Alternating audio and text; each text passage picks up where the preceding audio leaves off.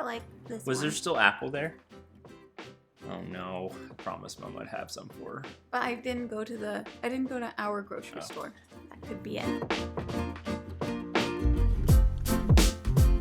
Hello everyone, and welcome back to Foster the Meeple, a channel all about Board games. And board gaming things. Exactly. Yep. Those are the right words to say. We are here today to do another board game snapshots video. The last one was pretty well received. Not slapshots. Well, Snapshots, which is Isn't- also a shot in hockey. a snapshot? Snapshot is a thing in hockey. What kind of shot is that? A snapshot. How do you do it?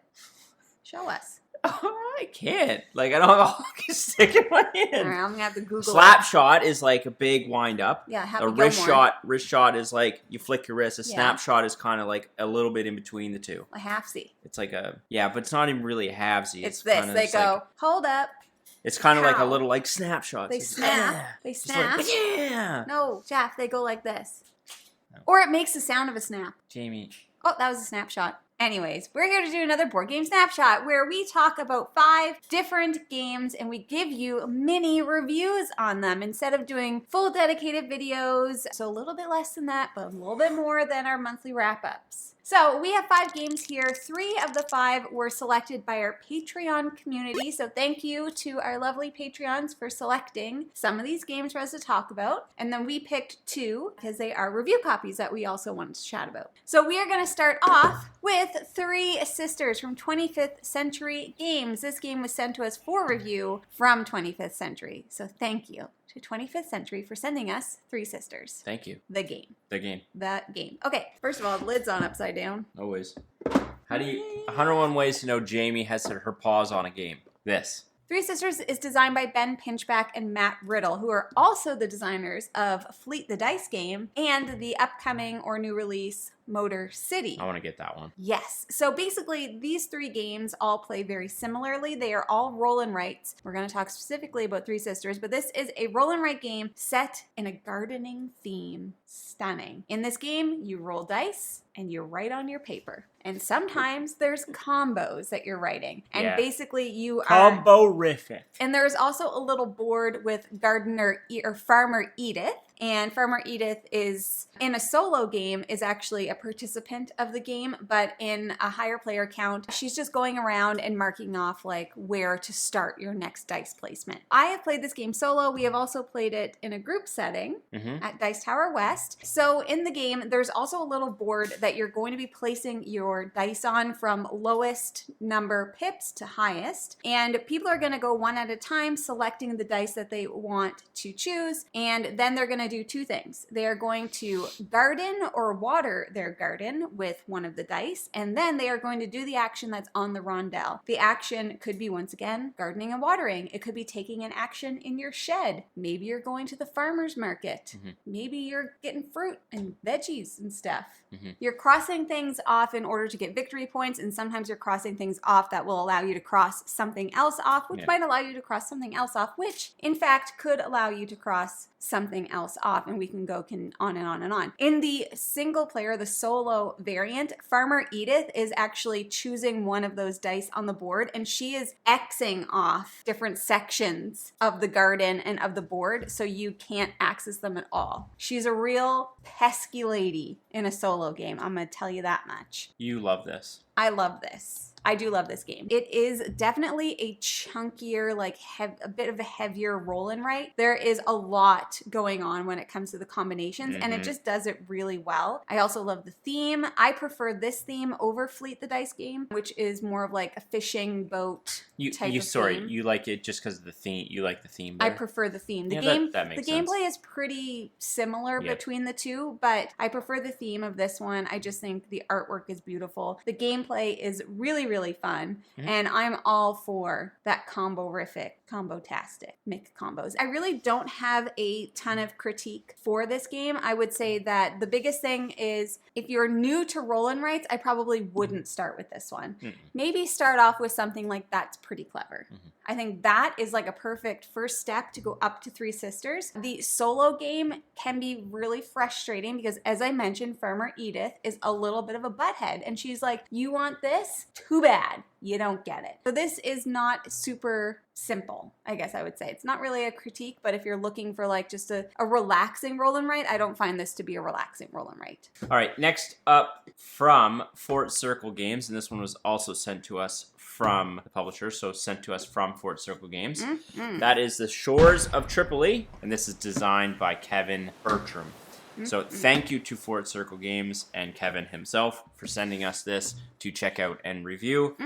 This is a 2-player card-driven historical war game. This game is actually based on an actual war. I need to figure out which one it is. I bet you it happened on the shores of Tripoli. The First Barbary War. Barbers. They were all barbers. The game follows the historical narrative where it's Americans versus pirates of Tripoli. The Americans are trying to instill a king into the throne of Tripoli, basically with some help of some other people around them and that sort of thing. The Americans are trying to make some peace. Just go Wikipedia, the First Barbary War. Or if you get the game, it comes with a whole history book. There's a whole history of the First Barbary War in here. I absolutely adored this game. It is basically 1v1 dueling-esque type game. I played as the Americans. Jamie played as the pirates. Tripolitan pirates. I was the pirate. Yar. Ultimately, in this game, you are playing out cards that can either be used to discard to take actions, which are primarily move actions to move your frigates and stuff and troops around the board, or each card has an event. So very much like a coin game where if you play a card down, you do the event on the card. Just like in this, you can play a card down and it'll allow you to do things. For example, move 8 American frigates around the board. The Americans have 2 win conditions, which are very straightforward. I can play down a peace treaty. There's certain conditions I have to meet within the game in order to play that card, or to instill the king in Tripoli, which basically means I am taking over Tripoli with force. The Tripoli player can win via stealing 12 gold coins, or by defeating or sinking 4 American frigates, or I could defeat Hammett's army. So this is played over a course of years, and each year has 4 seasons, and certain card events can only come out during certain points of the game. So realistically for the Americans, you want to survive long enough to be able to take advantage of some of your event cards that trigger your win condition. The Tripoli player is just trying to steal American money, basically, as quickly as possible. Gold. If you like 2-player war games, if you like war games, if you like historical war games, definitely one I would recommend you just do a quick check into. We really, really enjoyed it, had a ton of fun with it. I think it's a game that we will come back to, once every few weeks, once every month or so. It's definitely, I think, has limited card play. Yeah, I think it could become the victim of sameness if you play it too much, because there's very small decks, there's different win conditions, but you are kind of filtering through the same cards, and if you're always playing the same, you do only have those 2 or 3 win conditions, so I do think that the more you play it, obviously the better you're going to get at this game, and then there's heavy strategy decisions that you need to make on each turn. Really enjoyed it. Had a surprisingly great time with it. And Jamie did as well, which shocked me. Yeah, I really, really, really liked it. Way more than I thought that I would. Really looking forward to playing that one again. Going to become a regular in our home. Next up, this was voted on by our Patreons, and that is Creature Comforts from Kids Table Board Gaming. This game, my friends, is an adorable game about woodland creatures who are just trying to build up their creature comforts, and the lid's on backwards. This is unbelievable, man. So in this game, you are going to be playing as a different kind of creature. So there's like bunnies and foxes and squirrels and raccoons and hedgehogs. And you're going to have your own little home base in front of you. And within this, you are going to then be placing out your workers. So there's an element of both worker placement and dice placement. And the really cool mechanic here is that you place out your workers with full intention of wanting to do those actions. But if you don't get the proper dice rolls that you then have to assign to your worker placement sections, you don't get to do that action. And then you're kind of wasting some of your workers. There's more strategy in this game than I ever anticipated there to be. On the board, there's a bunch of different options of things that you're going to be able to do based on the dice that you place, based on where your workers are. You're going to be building out comforts. You're going to be upgrading your home base. You're going to be gathering resources, and the resources help you to build out your comforts. Every year, or every round, I should say, there is a new visitor that's coming into town, a traveler, they're also going to become a worker placement section that is going to give you even more things to do.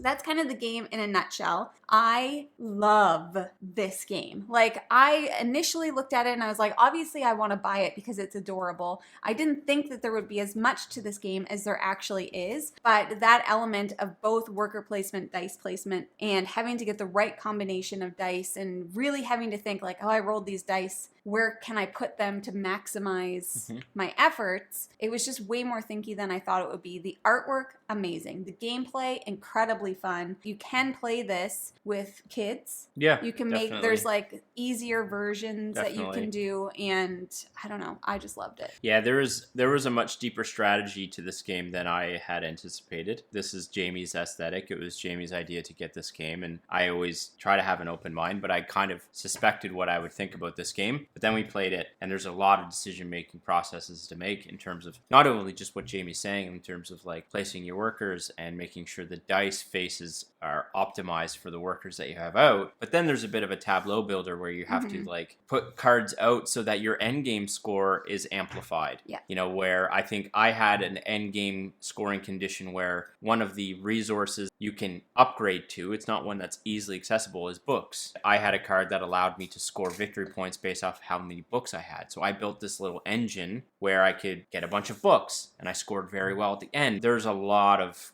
ways you could play this. Yeah. You could play it with your kids and have a ton of fun just looking at the art and taking simple actions, or you can play it heavily strategically like I think we did and have just as much fun. Yeah, this one blew me away. Yeah, the only thing that I can think of that could potentially enhance this game is if the different characters had some kind of an asymmetric ability. I'm always gonna, yeah. Because right now, like I said, there's 5 different characters that you can choose from, and really that's just showing you like what kind of meeples you get to place out on the board. They have their little homes, but their homes don't do anything unique to them. I would love to see that as like an expansion to this game or something. I would also love to see more travelers. It comes with quite a bit. You don't get through all the travelers in a game. Definitely. But I would still like to see even more. There's just so much going on in this game, but not to the point where I feel like it's too much. Yeah. So, I don't know. If you have a chance to try this, I highly recommend it. Kids Table Board Gaming has a new game coming out to Kickstarter soon. I feel like it's coming out to Kickstarter in June, and it's called Maple Valley. Yeah. I have to have it. I have to have it. Like, there is no question. I am excited to play this more. Love, love, love. All right, next up, this one also was sent to us from the publisher, the Op Games, and that is Cuphead, the fast-rolling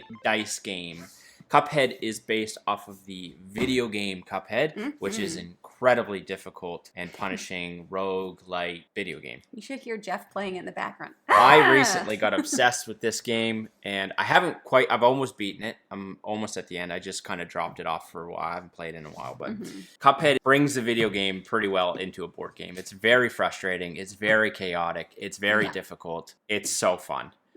Ultimately, it is I don't want to say it's campaign, but it kind of is. Kind of is, though. A boss battler where you're basically going through a bunch of different boss battles, and it gets increasingly more difficult as you go through. There's 8. You will have a boss that you need to defeat, and you're rolling dice. The dice faces need to match certain symbols in order to overcome that enemy and eventually that boss. And it's cooperative, so you're working with... It is cooperative. You each have a player, and you can get upgrades to your player. You can upgrade I can't remember what it's called. Finger guns. The gun called? Pew pew. Anyway, you can get cards to upgrade your character, which makes it easier to get the dice you need and that sort of thing. The really cool thing about this game that I think causes the most chaos is it comes with an app, and the app is just basically a timer with thematic Cuphead music. Yes. Which is amazing. It's like old-timey, cartoony music. It's so cool. Because this is a real-time It's a real-time game, and so you can set it. There's 3 levels, which is like basically hard, medium, easy. 10, 15, 20 seconds. And 20 seconds. We've played it only at 15 seconds. This is hanging from your face. We've played it only at 15 seconds, so medium, and it's so hard. I don't know how anyone plays it at 10 seconds. So during that time, you have, say, 6 symbols that you need to overcome. You're rolling your dice in that 15 seconds, and if you get a symbol, you can set it aside to allocate it onto your board. You have to put them out in order. And they have to go in order.